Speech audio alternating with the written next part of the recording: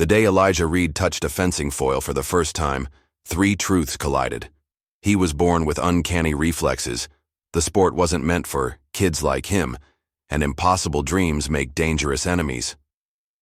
At Wilson High, he disappeared into hallway shadows while others collected varsity jackets. But in his backyard, illuminated by moonlight, he transformed, each precise movement challenging generations of exclusion. When Preston Langley, heir to the Westbrook fencing dynasty, saw Elijah's name on the regional roster, his mocking laugh echoed through the country club. His father made a single phone call to ensure the status quo remained undisturbed. What they didn't account for was Mr. Holloway, a forgotten champion with old scores to settle, or Elijah's quiet resolve that had survived years of being invisible. Now, as he adjusted his makeshift mask before his first official match, fingers tightening around a rescued foil patched with electrical tape, Elijah prepared to show them all exactly what happens when you underestimate the boy from the alley. Just before we get back to it, I'd love to know where you're watching from today. And if you're enjoying these stories, make sure you're subscribed because tomorrow's special episode is one you definitely don't want to miss. The final school bell rang across Wilson High, sending students scattering in all directions. While most rushed toward the football field for tryouts, Elijah Reed walked alone, his thin shoulders hunched beneath a worn backpack. The autumn breeze carried the distant cheers and whistles, but Elijah's focus remained on the cracked sidewalk beneath his feet. No one called his name. No one waved him over. At 15, Elijah had mastered the art of invisibility. He pulled a weathered notebook from his jacket pocket and flipped it open. The pages were filled with sketches of figures, in strange poses, lunging, parrying, their arms extended like dancers. To anyone passing by, they might have looked like bizarre stick figures, but to Elijah, they were warriors locked in an ancient dance of precision and control. One day, he whispered to himself as a group of laughing seniors passed without noticing. Him. He quickly closed the notebook when one glanced his way, but the boy's eyes had already moved on, Elijah's presence registering no more than a lamppost would. The walk home took him past manicured lawns and then into his own neighborhood, where chain-link fences surrounded patchy grass and homes with weathered paint. Elijah paused at his mailbox, collecting the usual stack of bills before heading up the cracked concrete path to his front door. Inside, the house was quiet except for the low hum of the refrigerator.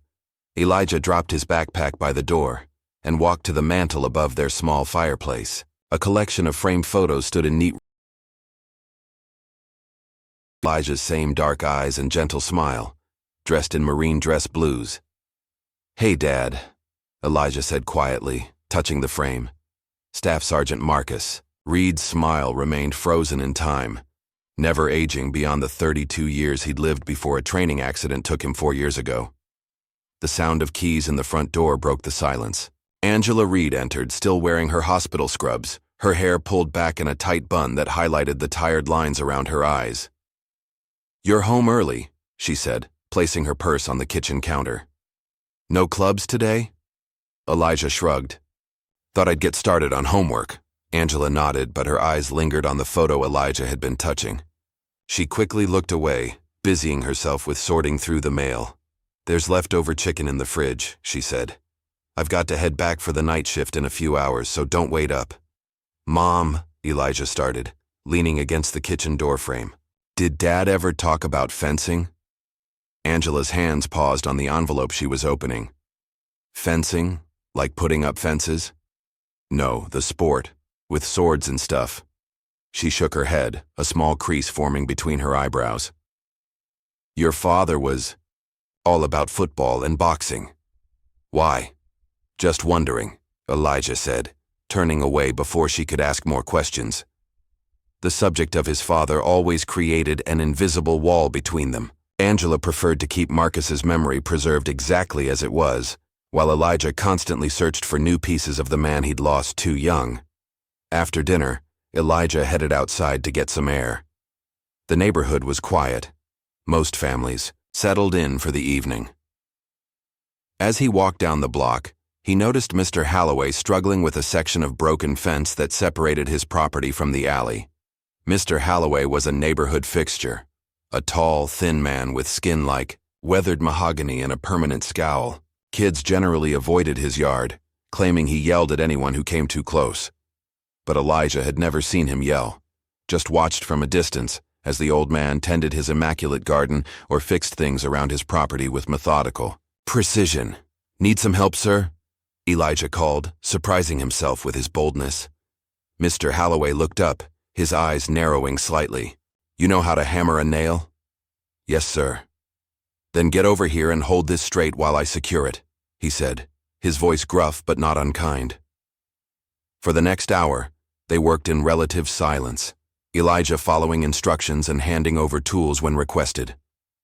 As they finished securing the last post, Mr. Holloway's toolbox tipped over on the uneven ground, sending a wrench flying toward Elijah's face. Without thinking, Elijah's hand shot up, catching the heavy tool inches from his forehead. The movement was fluid, his balance never shifting despite the sudden motion. Mr. Holloway's eyebrows rose slightly. "Good reflexes," he said, studying Elijah with new interest. "What's your name, boy?" "Elijah Reed, sir. I live 4 houses down." "Marcus Reed's boy?" Elijah nodded, surprised. "You knew my dad?" "Everyone around here knew Marcus," Mr. Holloway said, his voice softening slightly. "Good man. Straight as an arrow." He collected his ISO's tools, then added, "Come by tomorrow if you want to help with the garden gate. I pay in lemonade." The next day after school, Elijah returned as promised. The garden gate turned into cleaning gutters, which led to organizing Mr. Holloway's garage the following weekend. The garage was a treasure trove of mysterious boxes and military memorabilia. Apparently, Mr. Holloway had served in the Army decades earlier. While sorting through a stack of dusty VHS tapes, Elijah came across one without a label. Curious, he asked Mr. Holloway about it. "Old recordings," the man said dismissively. "Take it if you want. Doubt it still works anyway." That night, Elijah dug out their old VCR from the closet and hooked it up to the living room TV. The tape crackled to life, the image fuzzy at first before clearing to reveal a fencing competition, the 1984 Olympics in Los Angeles. 2 figures, in white suits and mesh masks, moved like dancers across a narrow strip, their foils flashing under the lights. Elijah sat cross-legged on the floor, mesmerized. There was something beautiful about the way they moved, powerful yet controlled, aggressive yet elegant. He stayed up until 2 in the morning, rewinding and rewatching certain sequences, trying to understand the rules and techniques. The next day at school, their gym teacher assigned a project on sports history. Elijah saw his chance and chose fencing, eager to share his newfound interest. He prepared carefully, researching the sport's evolution from dueling to Olympic competition. When his turn came to present, Elijah stood nervously at the front of the class. "Fencing is one of the original Olympic sports," he began, his voice gaining confidence as he described the 3 different weapons, foil, épée, and saber. He demonstrated a basic lunge using a ruler as a makeshift foil. A snicker rippled through the class. Preston Langley, whose father chaired the school board and whose family belonged to the Westbrook Country Club, leaned back in his chair. "Seriously, Reed, sword fighting?" Preston's perfectly styled hair and designer clothes marked him as someone who had never had to catch a city bus or worry about scholarship applications. "That's not for people like you." "That's enough, Preston," the teacher interjected. But the damage was done. Red-faced, Elijah finished his presentation to minimal applause and slid back into his seat. That afternoon, instead of going straight home, Elijah found himself walking toward Westbrook Preparatory Academy, an elite private school on the other side of town. He'd seen a flyer about a public fencing demonstration that afternoon. He wasn't sure why he was going, maybe to prove Preston wrong, or maybe just to see real fencing up close. The Westbrook gym was 3 times the size of Wilson High's, with gleaming floors and state-of-the-art equipment. Elijah slipped in through a side door and found a seat in the back row of bleachers. On the floor below, students in pristine white uniforms and coaches in blazers with the school crest prepared for the demonstration. For an hour, Elijah watched, absorbing every movement and term. The beauty of the sport was even more apparent in person. The discipline, the strategy, the explosive moments of attack and counterattack. When the demonstration ended, he lingered as the crowd dispersed, working up the courage to approach one of the coaches. "Excuse me," he said to a tall man with silver hair who was packing equipment. "How could someone start learning fencing?" The coach looked Elijah up and down, taking in his second-hand clothes and worn sneakers. "We have programs here at Westbrook," he said, "but they're quite selective and expensive." He paused, then added with a dismissive wave, "Black kids don't fence anyway. Maybe try basketball?" The words hit Elijah like a slap. He backed away, bumping into a rack of equipment before hurrying toward the exit. Outside, he leaned against the building, his chest tight with anger and humiliation. As he circled around to leave, he noticed a dumpster behind the gym where staff were tossing equipment. Waiting until they left, Elijah approached and peered inside. Among the discarded gear was a foil with a cracked handle, its tip bent but the blade intact. Without hesitation, he reached in and took it, tucking it under his jacket before walking quickly away. That night, Elijah cleaned the foil carefully with rubbing alcohol and electrical tape, repairing the handle as best he could. He held it in his hand, feeling its weight and balance. It wasn't much, but it was a start. Over the next few weeks, Elijah developed a routine. After finishing homework, he would head to the small backyard, using his phone to watch YouTube tutorials on basic fencing techniques. He taped out a practice strip on the patchy grass and practiced footwork until his legs ached and his shoes were scuffed with dirt. When the foil proved too unwieldy for solo practice, he substituted a wooden mop handle, focusing on form and movement. One evening, Angela came home early and caught him mid-lunge in the backyard. "What in the world are you doing?" she asked, arms crossed. Elijah lowered the mop handle, embarrassed. "Just practicing." "Practicing what? Cleaning the yard with imaginary soap?" "Fencing, Mom. It's a sport." Angela's expression shifted from confusion to concern. "Fencing with swords? Where did you even get this idea?" "I saw it on TV. I just thought it looked cool." Angela sighed, noticing the worn spots on his shoes and the developing calluses on his palm. "Elijah, honey, I know you're looking for something that's yours, but this? No one around here plays fencing. It's for rich kids at private schools." "So, I can't even try?" "I'm not saying that. I'm saying don't get your hopes up for something that's not practical for us." She touched his shoulder gently. "And be careful. Those bruises on your legs. What if you really hurt yourself?" Elijah nodded, but as soon as his mother went inside, he resumed his practice, now with more determination than before. 2 days later, Mr. Halloway caught him practicing behind the house. Instead of walking away, the old man stood watching with an inscrutable expression. "Your footwork's all wrong," he finally said. Elijah froze mid-step. "Sir? You're lunging too deep. You'll strain your knee that way." Mr. Halloway approached, his movements surprisingly fluid for a man his age. "Square your shoulders. Front foot pointed at your target, back foot perpendicular." "You know fencing?" Elijah asked, amazed. Mr. Halloway's expression remained neutral, but something flickered in his eyes. "Wait here," he said, turning toward his house. When he returned, he carried a leather-bound book and what looked like a real fencing mask, aged but intact. "Army Fencing Team, 1970 to 1975, he said, handing Elijah the book. "We weren't the Olympics, but we were good enough to make the other branches nervous." Elijah opened the book to find handwritten notes, diagrams, and newspaper clippings documenting matches and techniques. In one faded photo, a young Mr. Halloway stood proudly with a team of men in uniform, holding fencing foils. "You're serious about this?" Mr. Halloway asked, eyes narrowed. "Yes, sir." "Then come by tomorrow after school. We'll start with the basics, the real way, not that internet nonsense you've been copying." The next afternoon, Elijah arrived at Mr. Halloway's house promptly at 4. The backyard had been transformed. A straight line of white paint marked a crude strip on the lawn, and 2 wooden posts stood at each end. "First things first," Mr. Halloway said, emerging from the back door. Forget everything you think you know. For the next 2 hours, Mr. Holloway drilled Elijah on stance and footwork. No foils, no fancy moves, just the fundamental positions and steps that formed the foundation of fencing. By the end, Elijah's legs trembled from holding the same position for minutes at a time, but he didn't complain.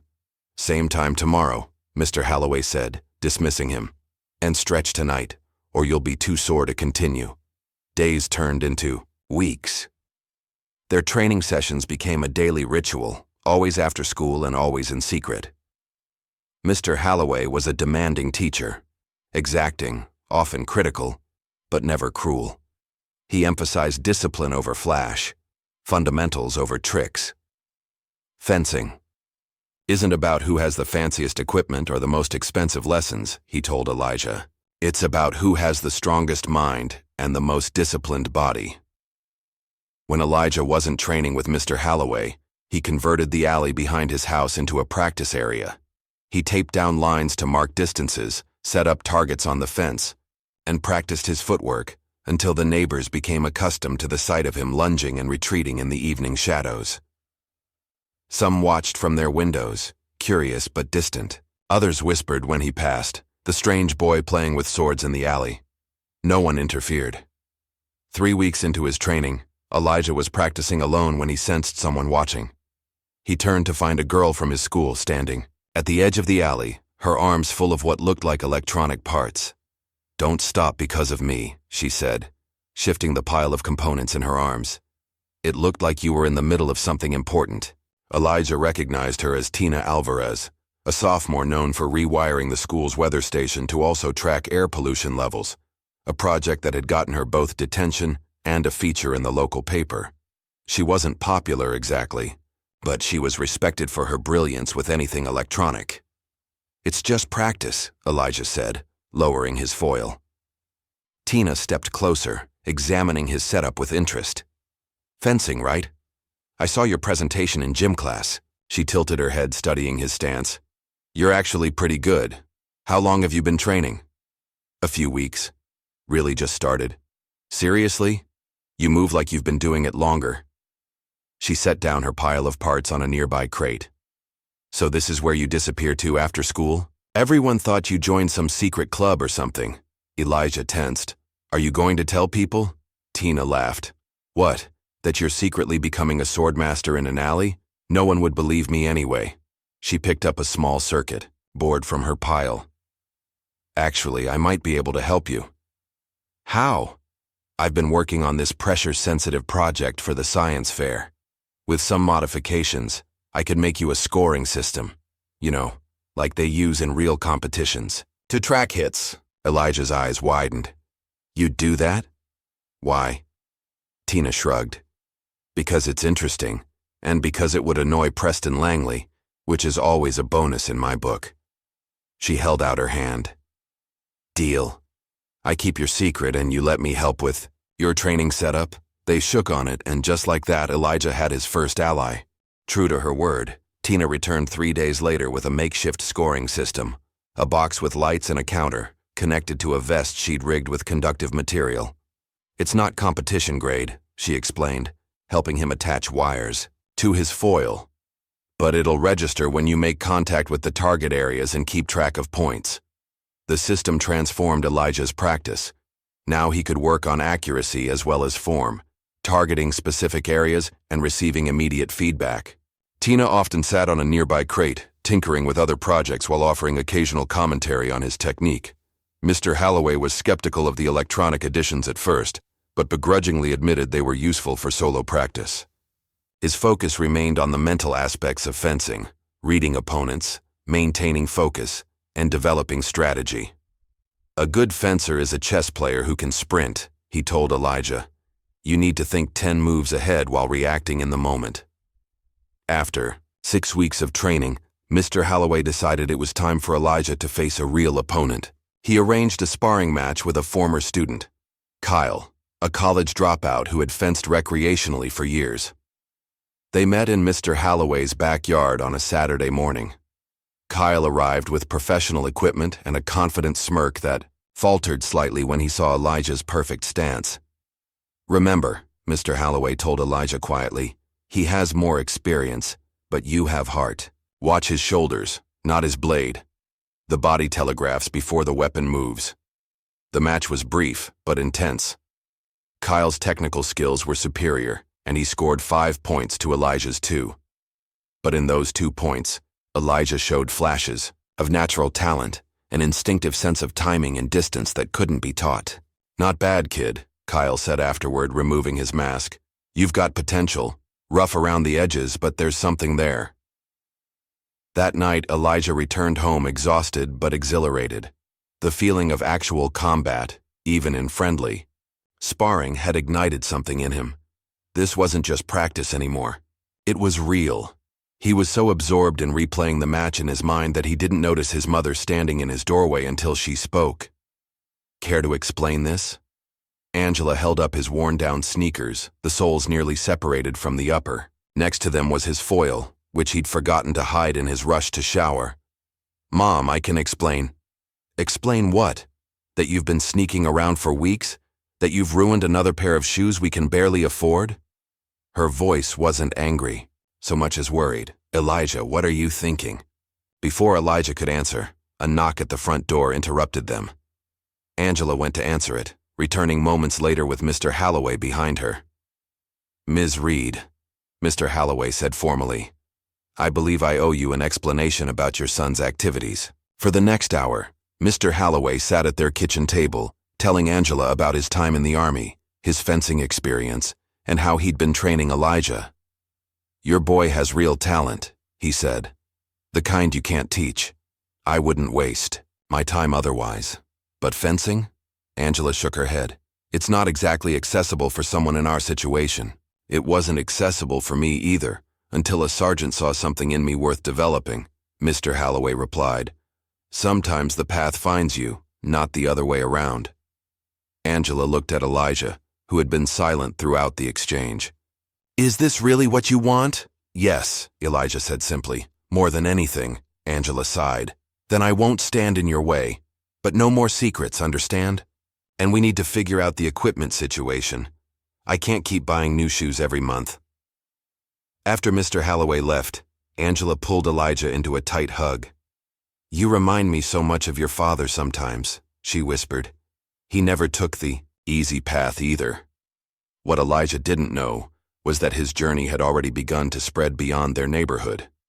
Without telling him, Tina had been recording short clips of his training sessions and duels. She edited them carefully, never showing his face clearly, and uploaded them to a sports channel under the username Masked Kid Fencing. The early videos gained modest attention in niche fencing forums, but when she posted footage of Elijah's duel with Kyle, focusing on his 2 successful points, the video caught fire. Something about his unconventional style and raw talent resonated with viewers. Coaches and fencers began emailing the account, asking who the mysterious masked kid was and where he trained. Tina responded vaguely, protecting Elijah's identity, while feeding the growing interest. One evening, as Elijah was finishing a training session with Mr. Holloway, Tina arrived looking unusually excited. You need to see this, she said, thrusting her tablet into his hands. On the screen was an email from an anonymous sender with the subject line, Underground Invitation. The message was brief. To the masked kid, your style has caught attention. There's a meet this Saturday, 8 p.m. at the old Millworks building downtown. Low stakes, good competition. Come mask up and show what you've got. Password, Touche. What is this? Elijah asked, looking up from the tablet. An underground fencing meet, Tina explained. Not official, obviously, but these things happen in all sports. People who want to compete outside the system, former college athletes, people who can't afford club memberships, sometimes even coaches testing new techniques. Is it safe? Mr. Holloway asked, his expression concerned. From what I've researched, yes, Tina said. They're just fencers looking for matches outside the traditional circuit.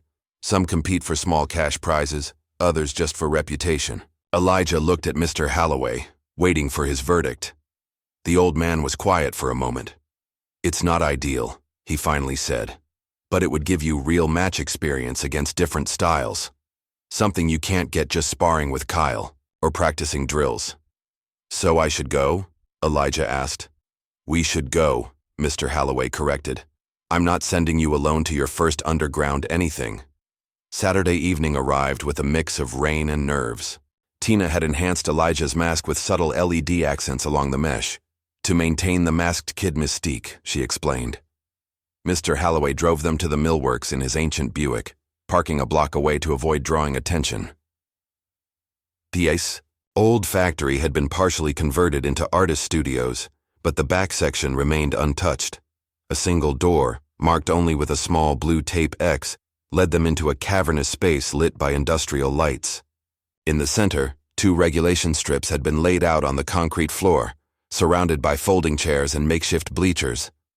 About 30 people milled around, a diverse crowd ranging from college-aged to middle-aged, some in proper fencing gear, others in adapted equipment similar to Elijah's. In one corner, a man with a tablet was taking names and organizing brackets. Password? He asked when they approached. Touché, Mr. Holloway replied. The man nodded, then looked at Elijah. This the masked kid? Younger than I expected. He handed Elijah a number to pin to his jacket. You're in the second bracket. Warm, up wherever you can find space. As they moved away, Elijah whispered to Tina, How many people have seen those videos? Enough, she replied with a small smile. Don't worry, they still don't know who you are. Elijah's first opponent was a wiry man in his 20s with lightning-fast reflexes. The match was close, with Elijah losing by 2 points.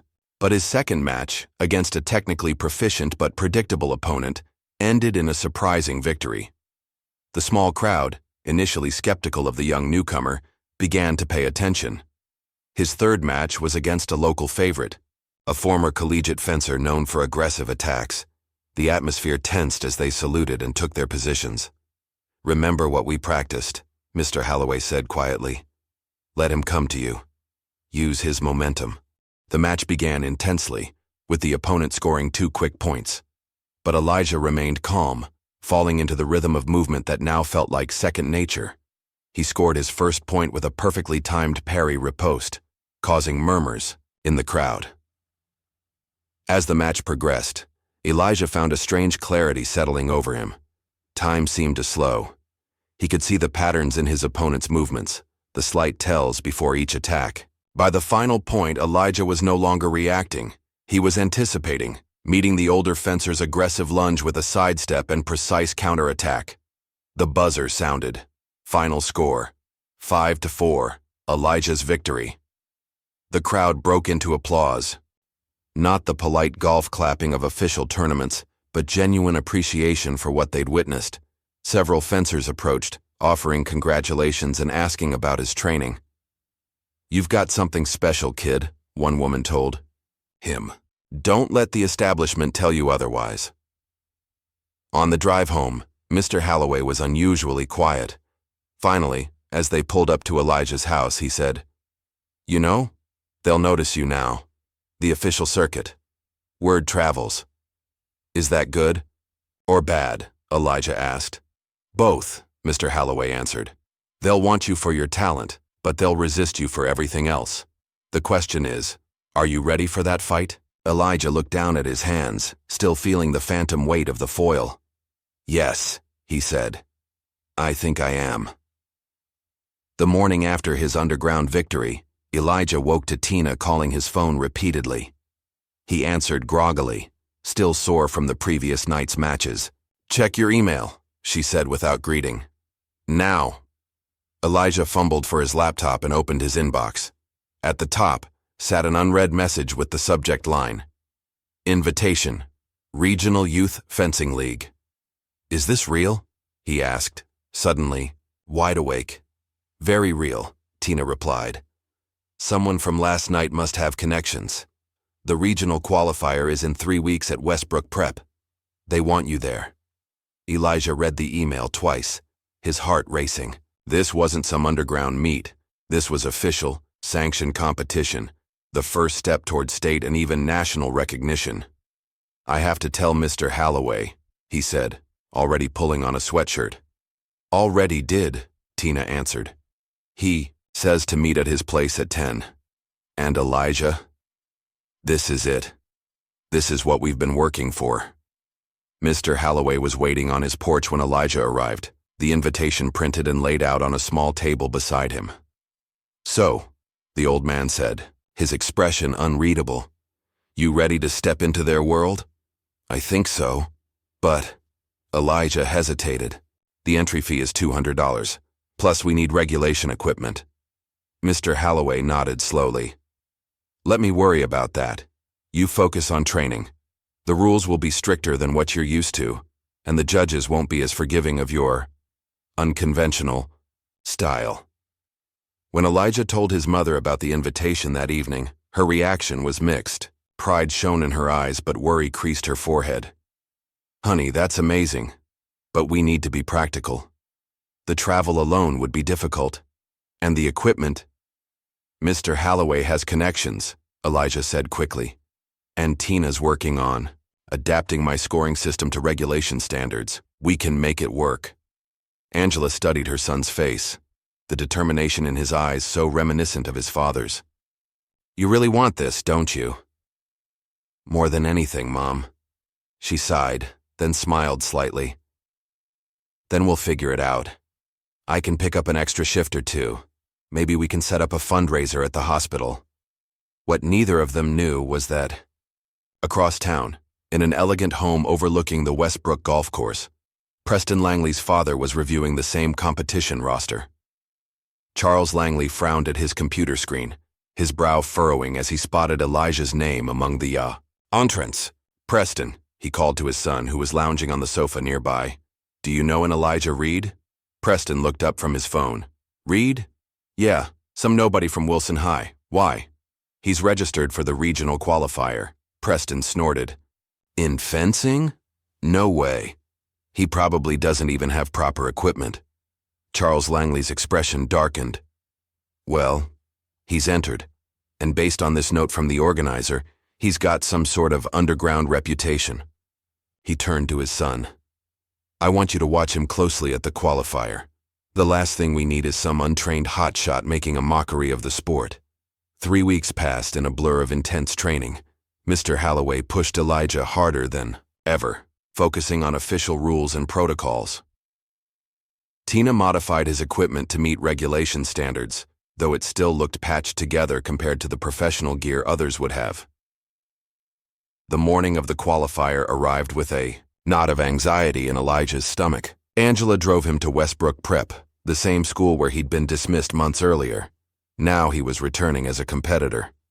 The campus was crowded with fencers and their families, most dressed in matching team uniforms with expensive equipment. Bags. Elijah clutched his own bag, a repurposed gym duffel containing his mask, foil, and the jacket Mr. Holloway had found through an old Army connection. Remember, Mr. Holloway said as they approached the check-in table, you belong here as much as anyone. Don't let them tell you different. As the volunteer checked Elijah's name against the roster, a tall man in a blazer with the Westbrook crest approached. His eyes narrowed as he looked at Elijah's worn sneakers and second-hand equipment. Mr. Reed, he said, his tone cool. I'm Director Phillips. We'll need to verify your equipment before you can compete. Standard procedure. Mr. Holloway stepped forward. His equipment meets all regulations, we made sure of it.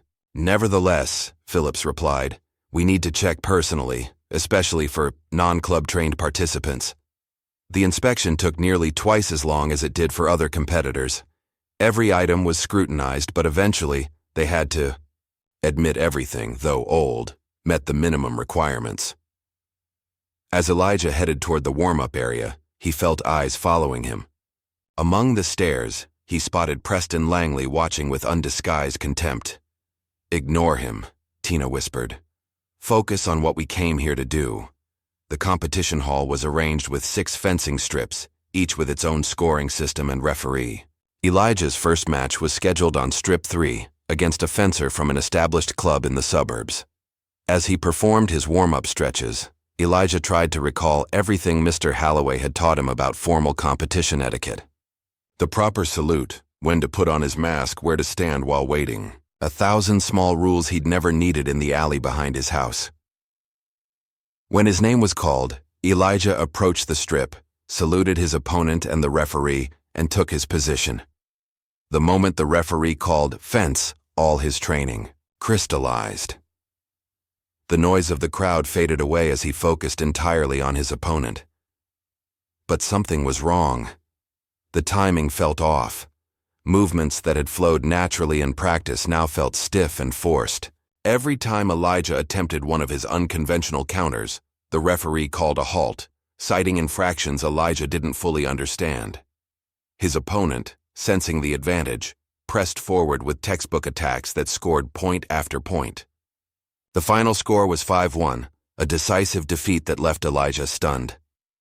As he walked back to where Mr. Holloway and Tina waited, he heard murmurs from the crowd. Just a backyard fencer. No real training. Doesn't belong here. What happened out there? Elijah asked, removing his mask. I couldn't get anything to work. Mr. Holloway's expression was grim. They're calling your style incorrect. Not because it doesn't work, but because it doesn't follow their rigid patterns. He placed a hand on Elijah's shoulder. This is what I warned you about. Their world has rules designed to keep outsiders out. Elijah sat alone during the lunch break, watching other matches with growing despair. Every competitor seemed to move in the same polished, predictable way. Effective but identical, as if they'd all learned from the same manual. Maybe they're right, he said when Tina found him. Maybe I'm just a backyard fencer who doesn't belong here. That's exactly what they want you to think, Tina replied fiercely. Mr. Holloway didn't train you to win popularity contests. He trained you to fight for your space in the world. Before Elijah could respond, a voice interrupted them. Your weight distribution is wrong. Elijah looked up to see a girl about his age standing before them. Her dark hair was pulled back in a severe ponytail, and her equipment bag bore the insignia of an elite academy. Excuse me, he said, in your match. Your weight was too far forward in your stance. Makes you predictable. She spoke matter-of-factly, her expression neutral. I'm Naoko Ito. Elijah recognized the name immediately. Naoko was one of the top-ranked junior fencers in the region, known for her technical precision and competitive intensity. Elijah Reed, he replied cautiously. I know who you are. Everyone's talking about the mysterious backyard fencer. She studied him critically. You're not as bad as they're saying. Your problem isn't lack of skill, it's that you're fighting. They're game by their rules. With that cryptic comment, she turned and walked away, leaving Elijah staring after her. Did she just help me? He asked Tina. I think so. But more importantly, she's been studying you, Tina said thoughtfully. Which means you caught her attention. That afternoon, Elijah met with Mr. Holloway between matches. Together, they watched videos of his first bout, analyzing what had gone wrong. You need to adapt, Mr. Holloway said. Not abandon your style, but refine it. Make it work within their framework without losing what makes it powerful. For hours, they studied footage of both Elijah's match and those of more successful competitors. Mr. Holloway pointed out subtle differences in timing, positioning, and the execution of attacks. Remember, the old man said, the rules define the boundaries of the game, but not how you play within them. Elijah's second match came the following day against the same opponent he'd lost to previously. This time, he approached the strip with new understanding. Instead of trying to force his unorthodox style through, he blended it with more conventional techniques. When his opponent attacked with the same patterns as before, Elijah was ready.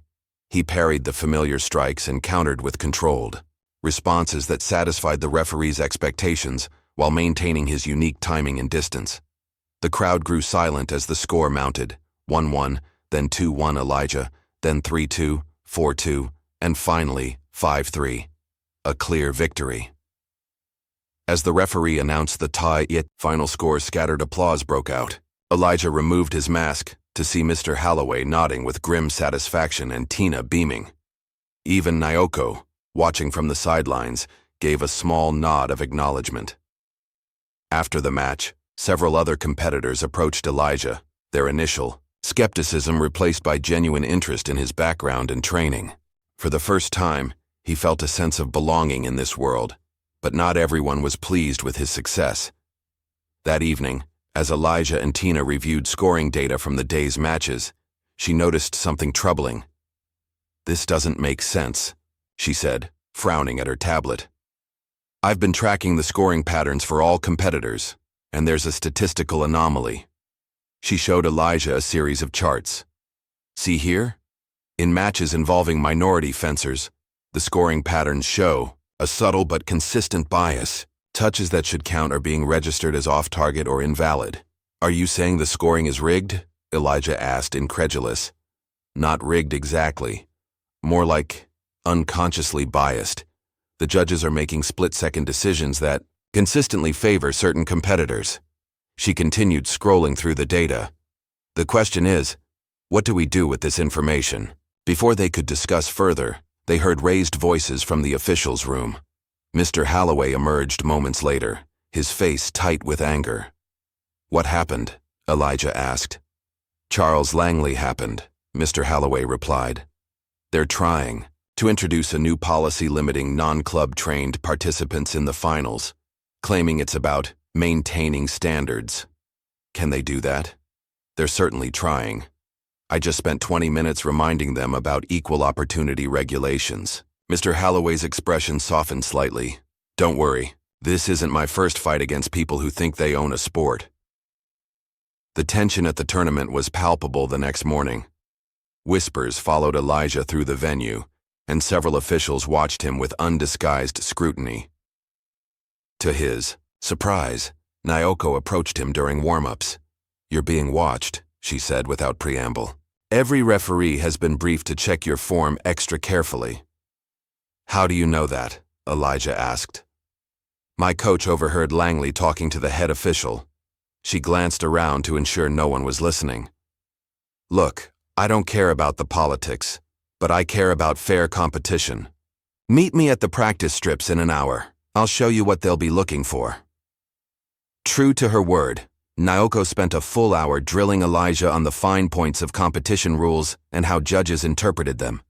Despite her initially cold demeanor, she proved to be a patient teacher, demonstrating how to modify his movements to avoid penalties without losing effectiveness. "You read opponents well," she admitted grudgingly. "Most fencers just focus on physical tells, but you catch the psychological ones too. Don't lose that." "Why are you helping me?" Elijah finally asked. Naoko paused, her expression difficult to read. "Because I used to think like them, that only certain people belonged in fencing. Then my coach pointed out that my own Japanese grandparents faced the same prejudice." She adjusted her grip on her foil. "Besides, if you're going to lose, it should be because you're outfenced, not because the system is against you." As they practiced, Elijah noticed Tina sitting nearby, unusually quiet as she worked on her tablet. When Naoko left to prepare for her own match, he sat down beside his friend. "Everything okay?" Tina hesitated. "I got an email this morning." She showed him her screen, an acceptance letter from MIT for a summer innovation camp, complete with a full scholarship. "It starts in 3 weeks." "Tina, that's amazing," Elijah exclaimed. "Why didn't you tell me you applied?" "I didn't think I'd get in, and then everything with your fencing started taking off and—" She shrugged. "I didn't want you to think I was abandoning the team. Are you kidding? This is MIT, you have to go." Elijah bumped her shoulder with his. "Besides, you've already built everything I need. I'll manage." Tina smiled, relieved. "Thanks, but don't think you're getting rid of me yet. We still have a tournament to win." That afternoon, Elijah faced his most challenging opponent yet, a senior from an established academy with years of formal training. The match drew a larger crowd than usual, word having spread about the unconventional newcomer. Elijah fought brilliantly, applying everything he'd learned from Mr. Holloway and Naoko. The score remained tight throughout, with neither fencer gaining more than a 1-point advantage. At 4-4, the tension in the hall was electric. The final exchange was a blur of movement.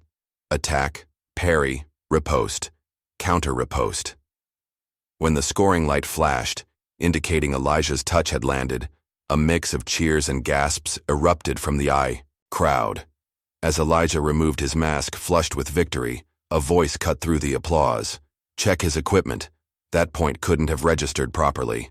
An older man, well-dressed and bearing a strong resemblance to Preston, was on his feet, pointing accusingly at Elijah. The referee frowned but gestured for an equipment check. Finding nothing irregular, he confirmed the final score. Elijah had won fairly. As he stepped off the strip, the man approached him. Other parents and coaches watching the confrontation. "Who verified your age registration?" he demanded. "Where are your credentials? Boys from your background have been known to falsify documents." The accusation hung in the air, its implication unmistakable. Before Elijah could respond, Mr. Holloway stepped between them. "That's enough, Langley," he said, his voice low but carrying. "The boy won fair and square. Take it like a man." Charles Langley's face reddened. "This isn't over, Holloway. Fencing has standards to maintain." As the crowd dispersed, murmuring uncomfortably, Elijah's phone buzzed with a text from his mother. "Call me immediately." Stepping outside, he dialed her number. Angela answered on the first ring, her voice tight with stress. "Mom, what's wrong?" "I've been suspended pending investigation," she said. "Someone found discrepancies in patient records under my access code, medications that weren't administered, documentation errors. They're saying it could be grounds for termination." Elijah's blood ran cold. "That's impossible. You're the most careful nurse they have." "I know. It doesn't make any sense." She paused. "How's the tournament going?" "It's complicated." Elijah hesitated, not wanting to add to her worries. "I'm doing well, but there's some pushback." "From who?" "Just some parent. Charles Langley." The line went silent for a moment. "Langley, as in Westbrook Hospital Board Langley?" "I think so." "Why?" "Because he's on the oversight committee for the hospital too." Angela's voice hardened. "Elijah, be careful. If he's behind this..." "I will, Mom. And don't worry about the hospital. We'll figure it out." When he returned inside, Tina was waiting with her tablet. "You need to see this." She showed him a breakdown of the tournament brackets. "Notice anything strange about Preston's path?" Elijah studied the diagram. "His opponents have all been lower-ranked competitors." "Exactly.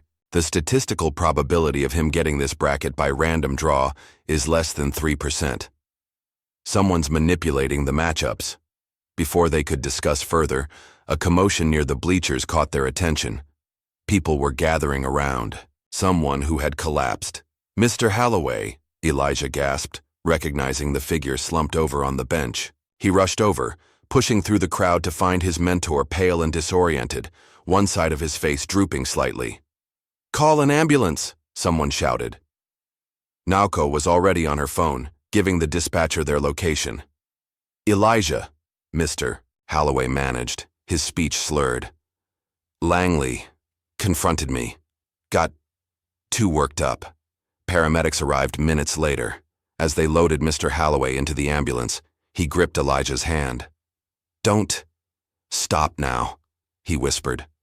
"Too close." Elijah stood watching as the ambulance pulled away, its sirens cutting through the afternoon quiet. Tina and Naoko flanked him silently, offering wordless support. He had a stroke, a paramedic had confirmed before leaving. But they caught it quickly. "That's good." The remainder of the day passed in a blur. Elijah withdrew from his final match, unable to focus after Mr. Holloway's collapse. Tina insisted on going to the hospital with him while Angela finished her shift. They found Mr. Holloway in a private room, conscious but weak. His face still showed signs of the stroke, but his eyes brightened when he saw them.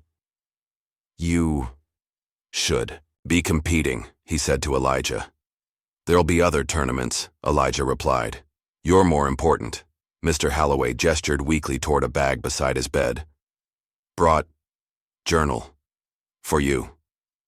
Tina retrieved the weathered leather journal, the same one Mr. Holloway had shown Elijah months ago when revealing his fencing past.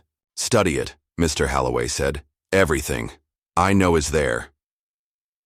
As evening fell, more visitors arrived.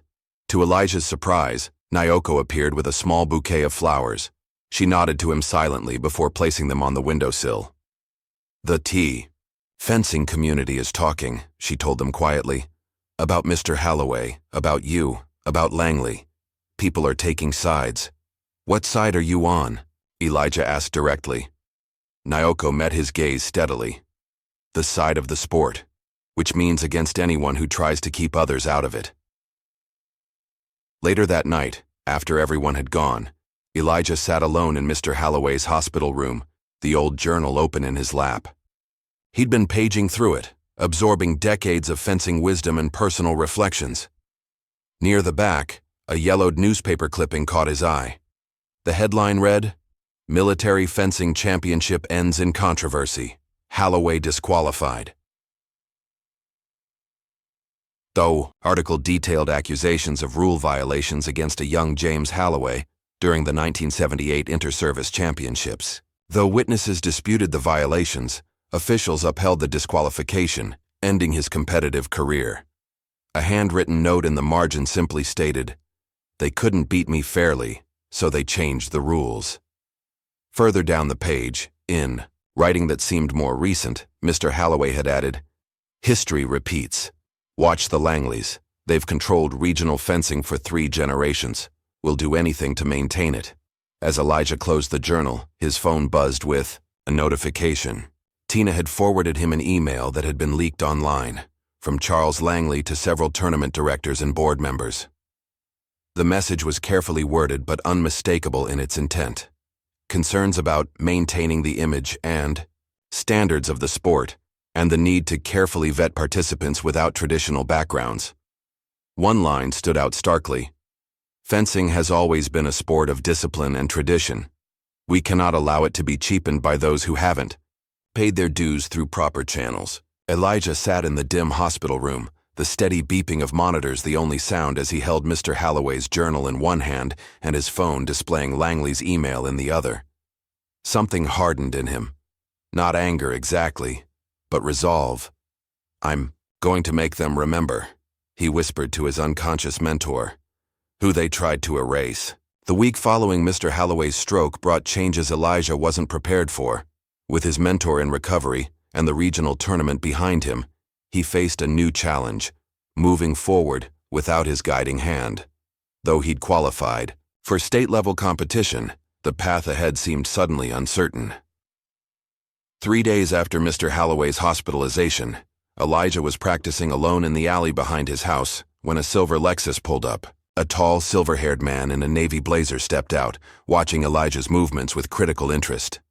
"Your extension is good," the man said, "but your recovery is too slow. Makes you vulnerable to a counter." Elijah lowered his foil. "Can I help you?" "Robert Donovan." The man extended his hand. "I coached the Olympic development team until my retirement last year." Recognition flickered in Elijah's eyes. "You're Coach Donovan? From the 2016 games?" "The same."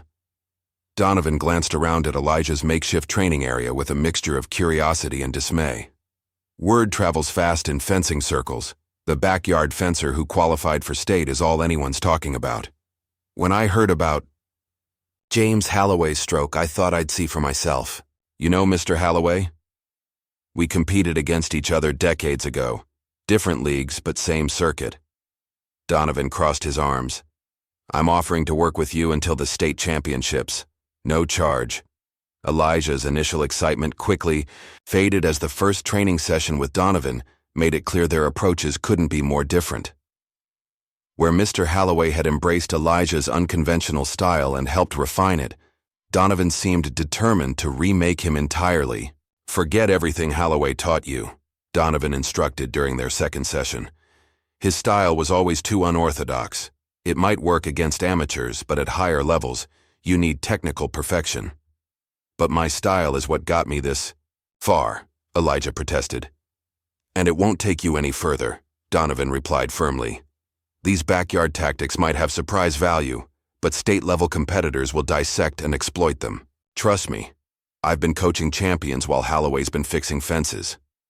Despite his reservations, Elijah tried to adapt to Donovan's methods. The coach was undeniably knowledgeable, and his drills were precise and effective. But with each session, Elijah felt something essential slipping away, the intuitive, fluid quality that had defined his fencing.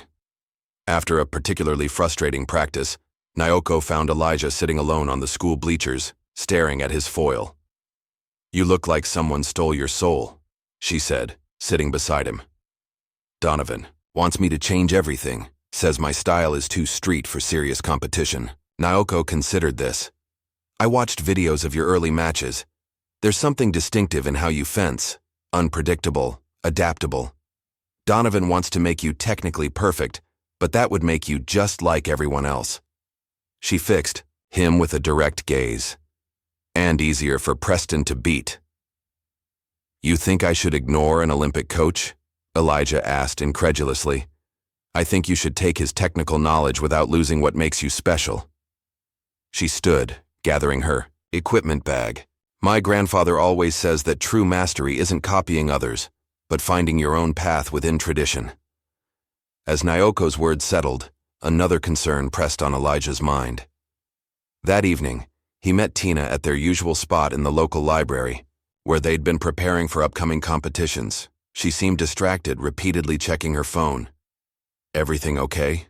he asked finally. Tina hesitated, then slid an envelope across the table. "I got the official welcome packet from MIT. The summer program starts in 2 weeks." "That's fantastic," Elijah said, genuinely happy for her despite the knot forming in his stomach. "Why do you look like you're delivering bad news?" "Because I feel like I'm abandoning ship right when things are getting serious. First Mr. Holloway, now me." She fidgeted with her tablet. "All the analytics systems we built, the training programs, will still be here," Elijah finished for her. "Tina, you've already done more than I could have asked for. This is your dream." "What about your dream?" she asked quietly.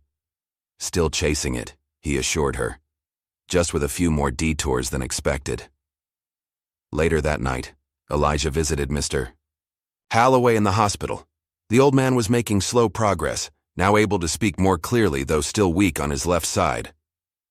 "Donovan's coaching you?" Mr. Holloway asked when Elijah mentioned the development. "Surprised he'd leave his country. Club students. He says he's doing it as a favor to the sport," Elijah replied. "But he wants me to fence like everyone else, drop everything that makes my style different." Mr. Holloway's eyes narrowed. "And what do you think?" "I don't know. Sometimes I wonder if I'm just being stubborn, holding on to something that won't work at higher levels." The old man was silent for a moment, then gestured toward the drawer beside his bed. "There's an envelope in there. Was saving it for later, but you need it now." Elijah retrieved a sealed envelope with his name written on it in Mr. Holloway's precise handwriting. Inside was a letter dated months earlier, shortly after they'd begun training. "Elijah, if you're reading this, it means you've reached a crossroads in your fencing journey. I've seen enough promising fighters falter at this stage to know the pitfall you're facing, the temptation to conform, to trade your natural gifts for technical approval. True mastery isn't about copying others, but owning your origin. The techniques I've taught you weren't learned in fancy academies, but in makeshift training rooms on military bases, where we had to adapt official methods to our own strengths. Remember, they will try to make you believe there's only one right way to fence. That's how systems maintain control, by defining the acceptable path so narrowly that outsiders can never truly belong. Your greatest strength is that you don't fence like them. Don't surrender that advantage for their approval. James Holloway." Elijah read the letter twice, something settling in his chest. When he looked up, Mr. Holloway was watching him closely. "You knew this would happen," Elijah said. "History repeats," the old man replied simply. "Question is, what will you do about it?" The answer came sooner than expected. The next morning, Elijah awoke to his phone buzzing with notifications. Someone had leaked edited clips of his early matches online, manipulated to make it appear he had broken rules repeatedly without penalties. The caption accused tournament officials of lowering standards to accommodate unqualified diversity candidates. By midday, the state fencing board had announced an investigation into his qualification matches. Donovan called to cancel their practice, citing the unfortunate controversy.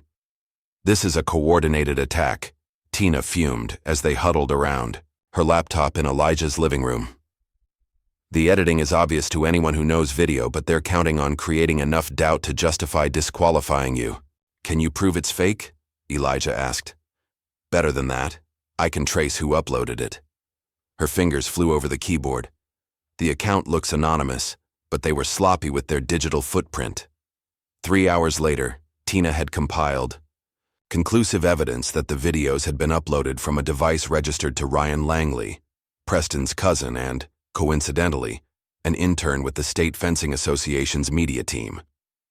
With Nyoko's encouragement, they took their findings directly to a senior board member who had shown fairness throughout the tournament. The investigation was dropped with a terse public statement, but the damage to the system's credibility was done. Social media buzzed with discussions about bias in fencing competition, with many sharing their own experiences of exclusion. The evening after the controversy subsided, Elijah was packing up after a solitary practice session when Charles Langley approached him in the school parking lot. Without Mr. Holloway's protective presence, the man seemed even more imposing. "You think you've won something," Langley said, his voice low but intense. "Making a spectacle, turning this into some civil rights crusade." "I'm just trying to compete fairly," Elijah replied, keeping his voice steady. "Let me be clear," Langley continued as if Elijah hadn't spoken. "You might score a few political points, but winning won't matter. They'll never see you as one of us. Fencing has traditions that go back centuries. It's not just a sport, it's a heritage. A heritage that apparently can't survive fair competition." Elijah responded, anger finally seeping into his voice. Langley's face hardened. "Watch yourself, boy. Your mother's career hangs by a thread. One call from me." "Is that a threat, Mr. Langley?" Elijah asked, pulling out his phone and hitting the record button conspicuously. "Because that would make an interesting addition to the story the local news is already putting together." The man's eyes widened slightly, then narrowed. Without another word, he turned and walked back to his waiting BMW. Elijah's hand shook slightly as he saved the recording. The confrontation had rattled him more than he wanted to admit, but something else had shifted too, the realization that this fight was bigger than just his personal journey. The next morning, a reporter from the local news station called requesting an interview with the Street Swordsman, a nickname that had begun circulating online. Initially reluctant, Elijah agreed after discussing it with his mother and Mr. Holloway, who encouraged him to control the narrative. The resulting story ran on the evening news and quickly spread online. It positioned Elijah not just as an underdog athlete, but as a symbol of breaking through elitist barriers in traditional sports. Clips of his matches, showing his distinctive style, contrasted with interviews of traditional coaches explaining proper technique. The juxtaposition was powerful. As public interest grew, Preston Langley, perhaps sensing the shifting spotlight, issued a surprising public challenge. A charity exhibition match between himself and Elijah before the state championships, with proceeds benefiting youth sports programs in underserved communities. "It's a trap," Tina warned when Elijah showed her the formal invitation. "He wants to humiliate you publicly, make it look like you don't deserve to be there. Or he genuinely wants to prove he's better," Naoko suggested. "Either way, refusing would look bad." "I'm not refusing," Elijah said quietly. "This is exactly what we need, a chance to show everyone what's really happening, on equal footing with all eyes watching." That afternoon, Elijah received a call from the hospital. Mr. Holloway had taken a turn for the better and was asking for him. When he arrived, he found the old man sitting up in bed, watching videos of Elijah's matches on a tablet Angela had brought him. "Getting stronger every day," Mr. Holloway said with a smile that now worked on both sides of his face. "Just in time to see you make history." "You've seen the news?" Elijah asked. "Couldn't miss it if I tried. The whole hospital's talking about the Street Swordsman." He gestured to the tablet. Been watching your progress. You've found your balance, taking Donovan's technical lessons without losing your soul. Elijah nodded. I've been thinking about your letter, about owning my origin. And now the Langley boy wants a public showdown. Mr. Halloway's eyes gleamed with something like pride. He finally knows who he is, he told Angela, who had just entered carrying coffee. He's ready. The morning of the exhibition duel dawned clear and cool. The venue, Westbrook Preparatory's main gymnasium, was symbolic in itself. This was where Elijah had first been told, "Black kids don't fence," nearly a year ago, where he'd retrieved his first broken foil from the trash. Now he was returning as a headliner, with local news covering the event and bleachers filled beyond capacity. Elijah arrived early with his mother and Tina, who had delayed her MIT departure by 2 days to be present. The transformation of the gym was striking. Professional fencing strips had been installed, surrounded by temporary seating and lighting rigs for the cameras. A large scoreboard displayed both fencers' names with "Charity Exhibition" flashing across the top. Quite the production, Angela observed, squeezing Elijah's hand. You nervous? Not about the fencing, he admitted. Just all this. He gestured to the growing crowd and media setup. In the preparation area, Elijah found a locker with his name on it, containing a brand new uniform in his size, a courtesy from the event organizers. After a moment's hesitation, he set it aside and unpacked his own equipment, the patched jacket and well-worn mask that had carried him this far. Across the room, Preston was already dressed in gleaming white, surrounded by a small entourage, including a personal coach and his father, who pointedly ignored Elijah's presence. As the start time approached, the gymnasium filled to capacity. The crowd was noticeably divided, Westbrook families and traditional fencing supporters on one side, while the other side featured a more diverse group, including many who had never attended a fencing event before but had been drawn by Elijah's story. A surprise awaited at the entrance. Mr. Halloway arrived in a wheelchair pushed by a hospital aide, against medical advice but with a special day pass. The sight of him sent a murmur through the crowd and brought a lump to Elijah's throat. Couldn't miss this, the old man said gruffly when Elijah rushed over. Just focus on the fight. I'll be right here. As the lights dimmed for the introductions, 2 commentators took their positions at a small desk near the main strip. The lead commentator, a former collegiate champion, began with what seemed like carefully rehearsed impartiality that quickly revealed its bias. Today we have an interesting contrast in styles, he explained to the audience. Preston Langley represents the pinnacle of classical training, discipline, control, and proper technique, while his opponent brings a more unorthodox approach, explosive but often unpredictable. Tina, sitting beside Naoko in the front row, muttered, "Unpredictable means he can't anticipate Elijah's moves to help Preston." Exactly, Naoko agreed. Notice how they frame Preston's advantages as skill and Elijah's as just physical attributes. Classic microaggression in sports commentary. The duel was structured as best of 3 rounds, each to 5 points. As the fencers took their positions for the first round, the contrast in their demeanors was striking. Preston moved with practiced confidence, his salute textbook perfect. Elijah stood more loosely, eyes focused behind his mask as he centered himself in the moment. "On guard," the referee called. "Ready? Fence." Preston attacked immediately, his advance swift and technically flawless. Elijah parried but found his counter strangely ineffective. The referee called a halt, citing improper foot position before his riposte could land. Similar patterns repeated throughout the first round. When the exchanges were clear, Elijah held his own, but in close or simultaneous actions, the judgments consistently favored Preston. The round ended 5-2 in Preston's favor, with the Westbrook side of the gymnasium erupting in applause. As Elijah returned to his corner, he caught Mr. Halloway's gaze. The old man made a subtle gesture they had practiced for years, a reminder to observe, adapt, and control the rhythm rather than forcing his attacks. During the break, Tina slipped over to Elijah. "They're calling every technical rule against you and ignoring Preston's errors. The online chat is going crazy about it." "It doesn't matter," Elijah replied, taking a deep breath. I see the pattern now. When round 2 began, Elijah's approach had visibly changed. Rather than trying to match Preston's textbook advances, he shifted to a more defensive posture, inviting attacks while maintaining slightly greater distance than conventional. Preston, perhaps overconfident from his first-round victory, pressed forward aggressively. This time, when he attacked, Elijah didn't attempt to counter immediately, but retreated just enough to make Preston overextend, then struck with precise timing that even the biased referee couldn't dispute. "What is Reed doing?" the commentator wondered aloud. "This looks almost like classical countertime, but with a very unusual distance management." Point by point, Elijah built his lead, forcing Preston to chase him and make increasingly desperate attacks.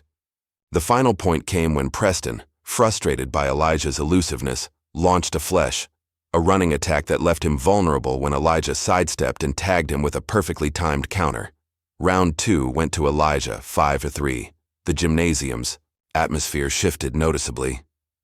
The Westbrook side grew quieter, while cheers from Elijah's supporters grew louder. As the fencers prepared for the deciding round, a tournament official approached the referee and whispered something. Charles Langley was visible at the edge of the strip, his expression stone-faced. During the brief intermission, a sideline reporter approached Elijah for a quick interview. "You've adapted impressively after the first round. What changed in your approach?" Elijah removed his mask, his face calm despite the adrenaline. "I remembered why I started fencing.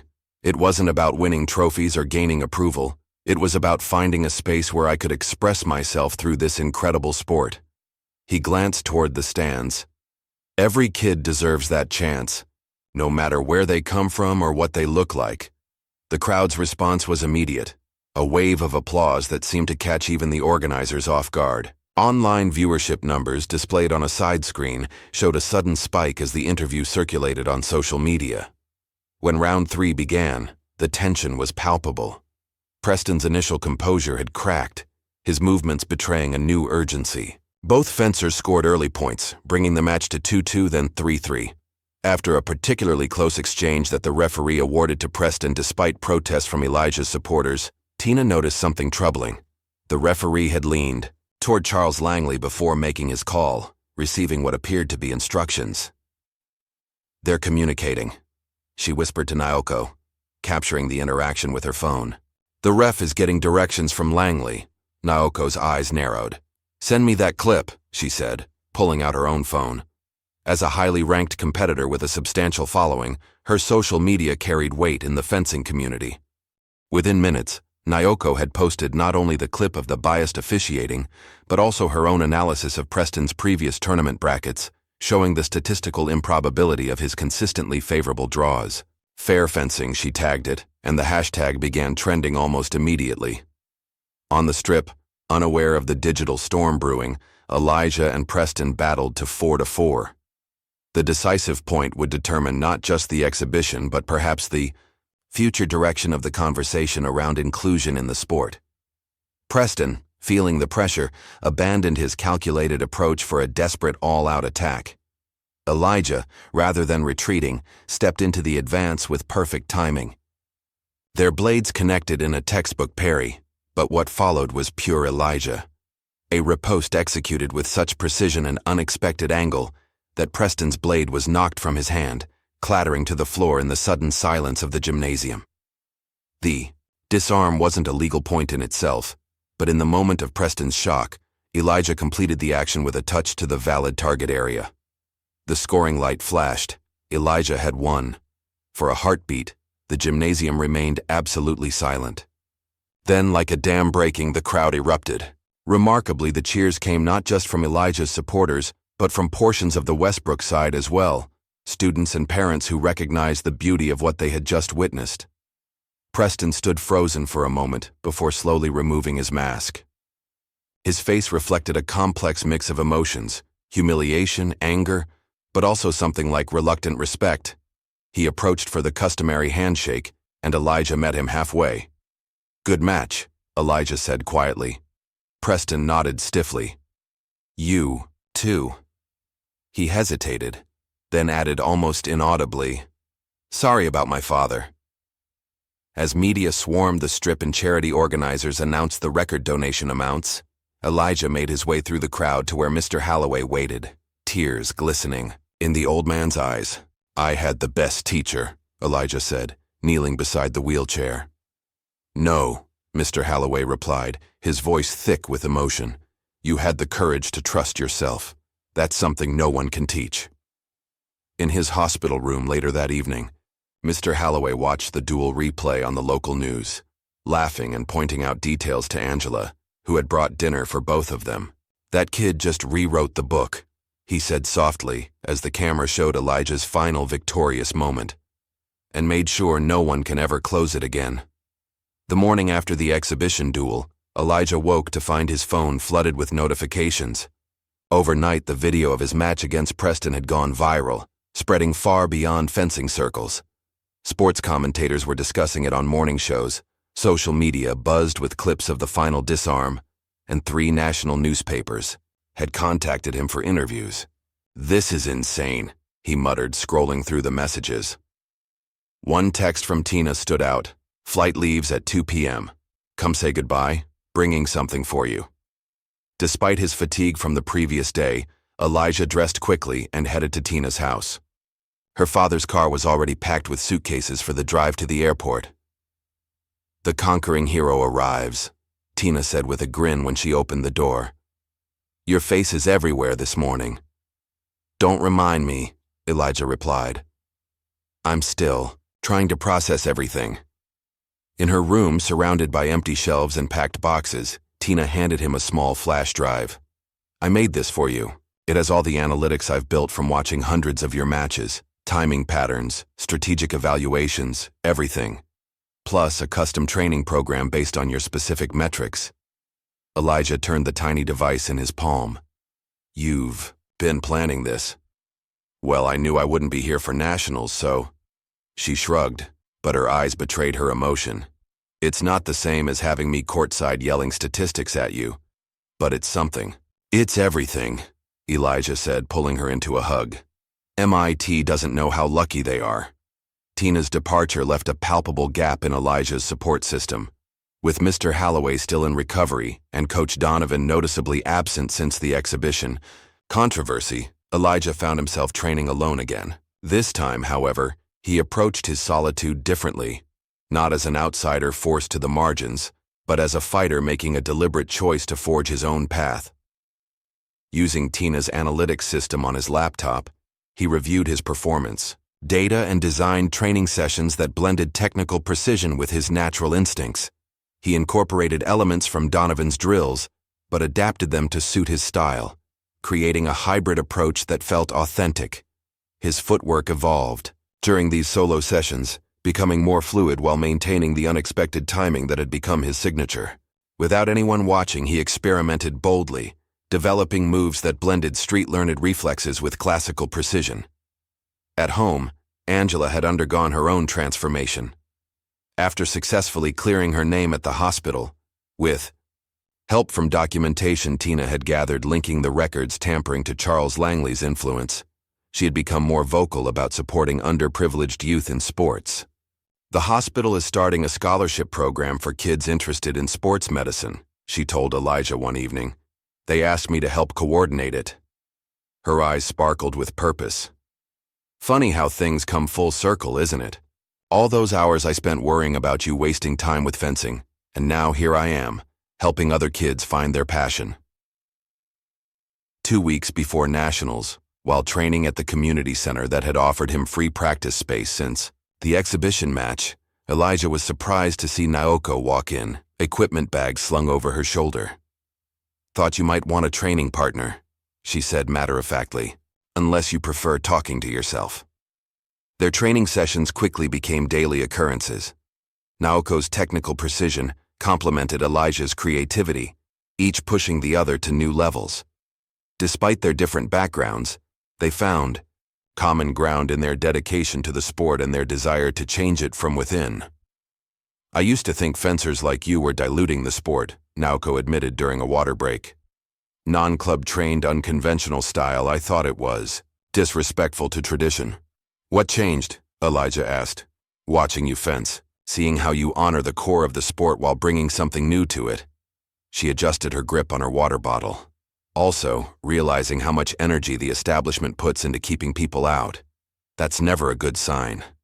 Their partnership deepened as nationals approached, evolving into a friendship built on mutual respect and shared purpose. They developed combination drills that neither could have created alone, preparing not just for individual competition, but for changing perceptions. Meanwhile, the fallout from the exhibition duel continued to ripple through the fencing world. Under public pressure, the Regional Fencing Board launched an investigation into Charles Langley's influence. Evidence of his manipulation of brackets and officiating, much of it compiled by Tina before her departure, led to his suspension from all official positions. Without his father's protection, Preston faced scrutiny over his previous tournament results. The pressure proved too much. 3 days before Nationals, he announced his withdrawal from competition and issued a brief public apology to Elijah for actions that undermined the integrity of the sport. The news sparked mixed feelings in Elijah. "I never wanted to drive him out," he told Mr. Holloway during a therapy session at the rehabilitation center. "I just wanted fair competition." "Some people can't handle fair," Mr. Holloway replied, his speech now mostly restored, though he still relied on a walker for mobility. "They've been swimming with weights on others for so long, they don't know how to race when everyone starts at the same line." The day before they were scheduled to leave for Nationals in Chicago, Elijah received an unexpected call from the tournament director. Mr. Holloway had been cleared by his doctors to travel and had requested accreditation as Elijah's official coach. "Are you sure you're up for this?" Elijah asked when he visited later that day. "Try and stop me," the old man replied with a grin. "I started this journey with you. I'm damn well going to see it finished." The national championship venue was unlike anything Elijah had experienced before.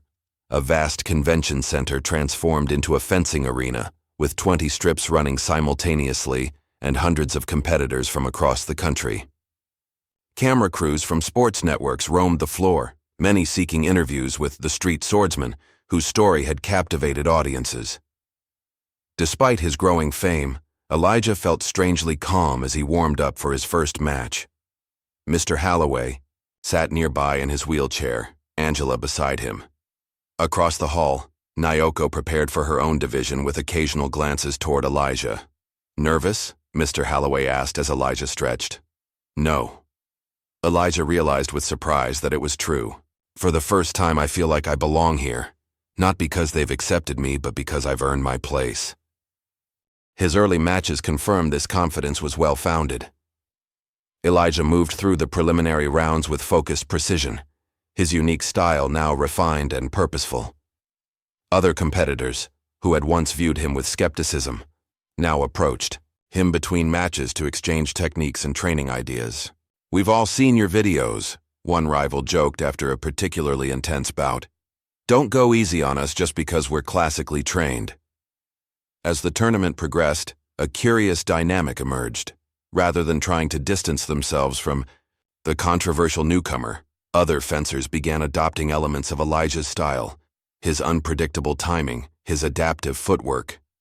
The rigid boundaries between traditional and street fencing were beginning to blur.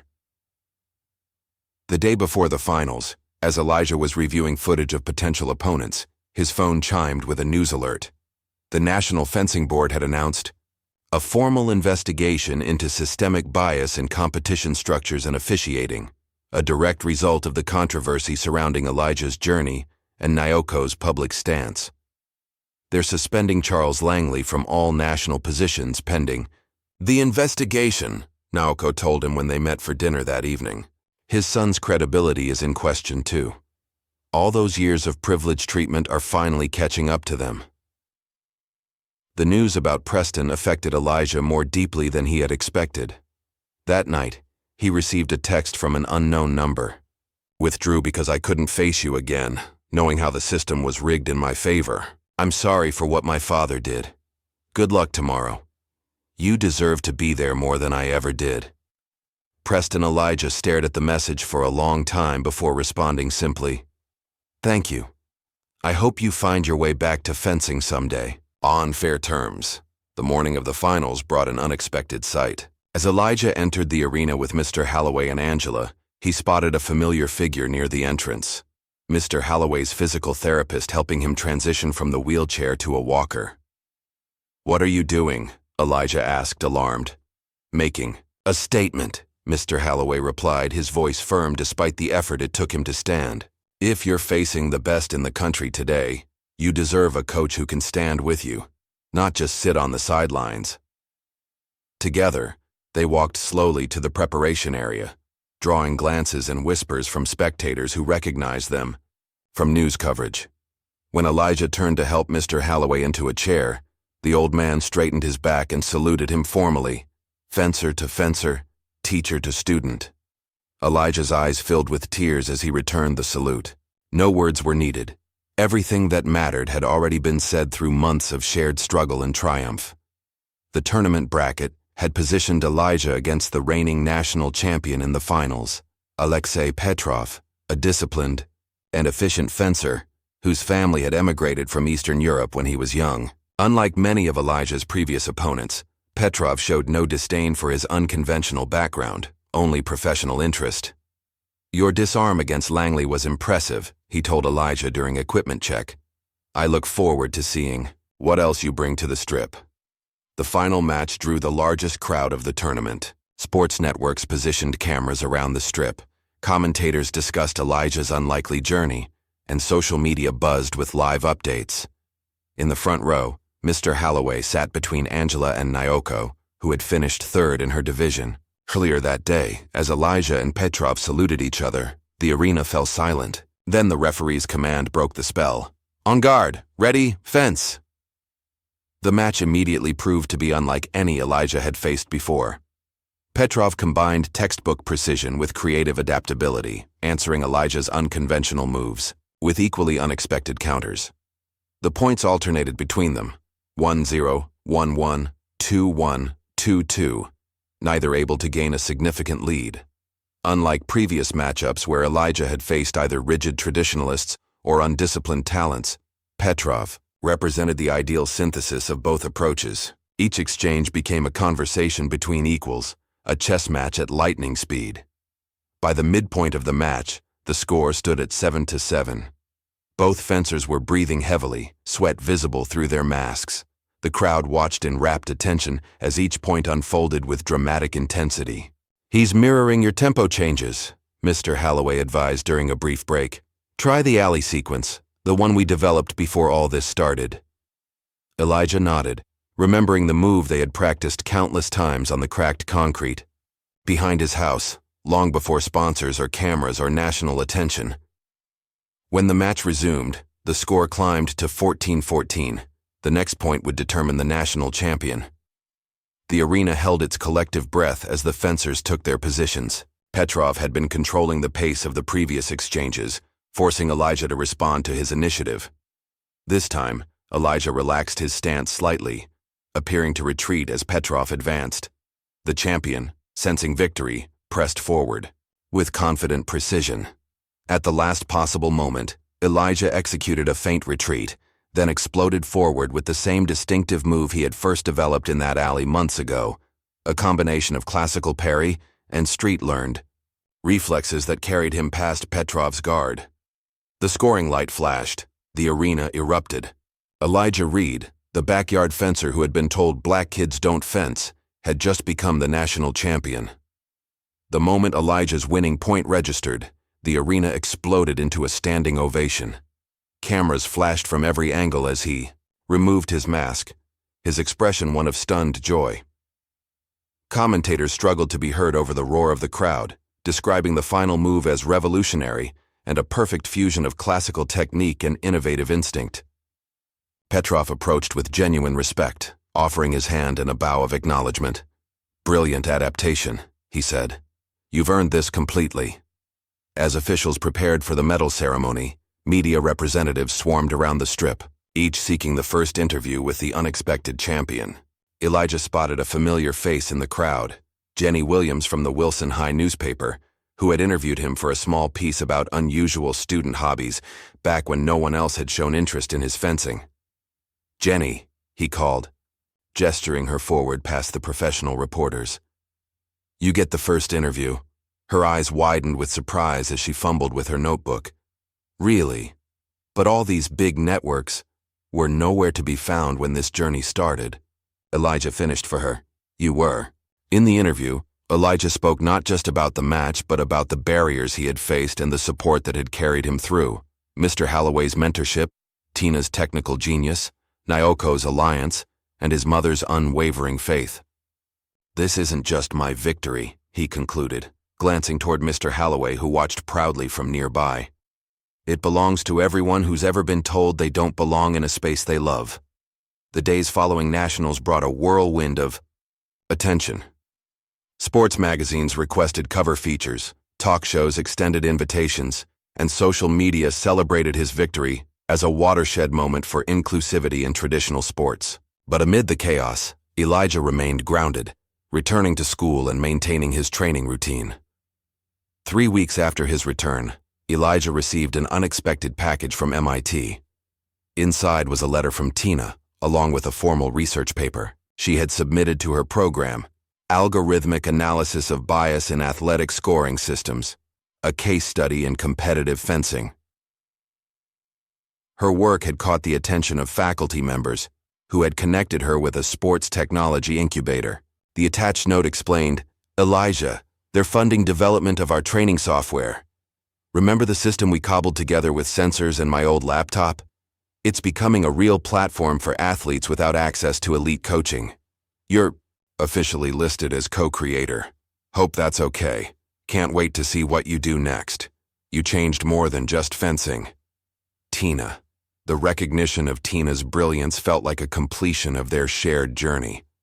That evening, Elijah called to congratulate her, and they spent hours discussing possibilities for expanding access to sports traditionally limited by economic and social barriers. Meanwhile, Nyoko approached Elijah with a proposition of her own. Her family's influence in the fencing world, combined with his growing platform, created an opportunity to establish a scholarship program for young fencers from underrepresented backgrounds. "We could call it Open Stance," she suggested as they sketched the outline during lunch break. "Providing equipment, training, and competition fees for kids who would otherwise never get the chance. Like a fencing underground, but above board and properly funded," Elijah added, already envisioning the possibility of finding others like himself, kids with natural talent but no pathway into the sport. Their initiative gained immediate support from unexpected quarters. Former competitors, impressed by Elijah's sportsmanship and skill, offered to serve as visiting coaches. Equipment manufacturers donated starter kits. Even some traditionally exclusive clubs opened their doors for program participants. Angela's contribution to this new landscape came through her hospital connections. At a community health fair, she was honored with an advocacy award for her work developing youth wellness programs that included sports exposure for children from low-income neighborhoods. "I never imagined standing on a stage talking about fencing," she told Elijah afterward, smoothing her award certificate. "But watching you fight for your place taught me something important about believing in our kids, even when the world doesn't." As Angela found her voice as an advocate, Charles Langley faced the consequences of his actions.